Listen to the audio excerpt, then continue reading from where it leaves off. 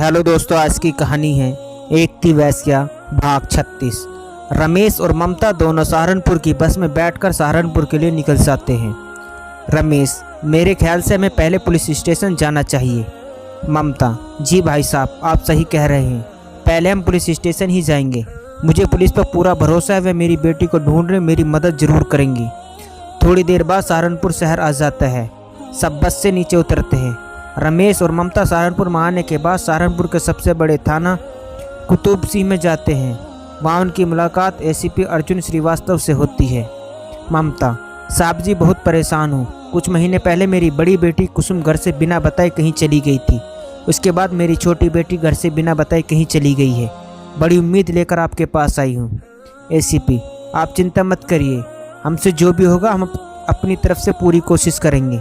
जाइए आप, वो जो सर बैठे हैं उन्हें अपनी रिपोर्ट दर्ज करा दीजिए। वो दोनों इंस्पेक्टर के पास आकर बैठ जाते हैं।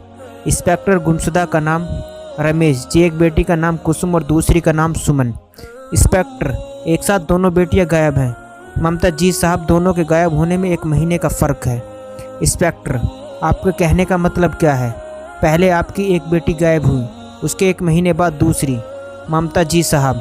इंस्पेक्टर, पहली बेटी के गायब होने पर आपने पुलिस को सूचना दी थी? ममता, जी नहीं।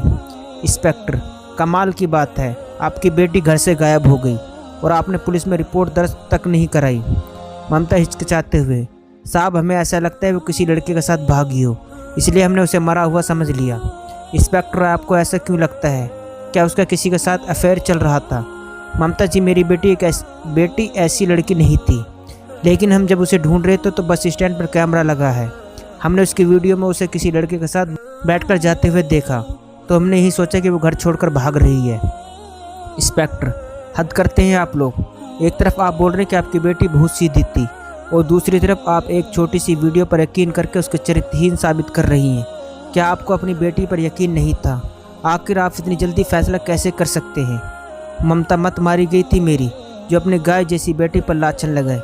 यह कहकर ममता फूट फूट कर रोने लगी। इंस्पेक्टर, देखिए, आप रोइए मत, मुझे बताइए कि आपकी दूसरी बेटी कब गायब हुई?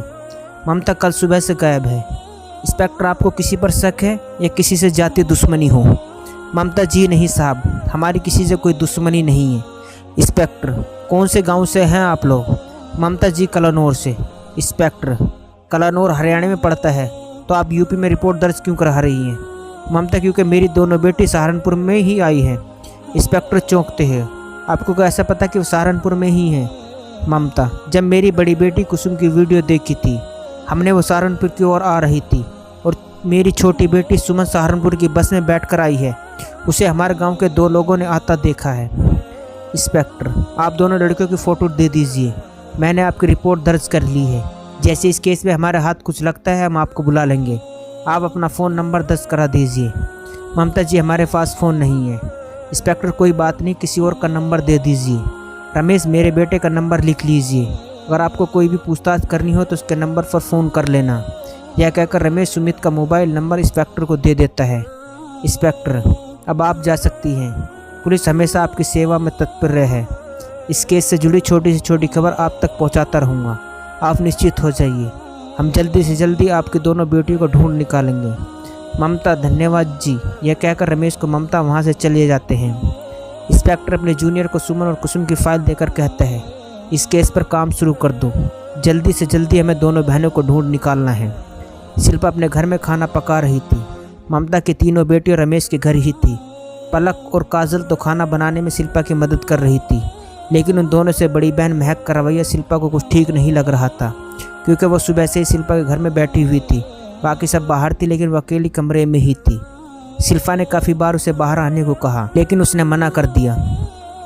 शिल्पा को उस पर शक हो रहा था कि शायद यह छुप छुप कर किसी से फ़ोन पर बातें कर रही है।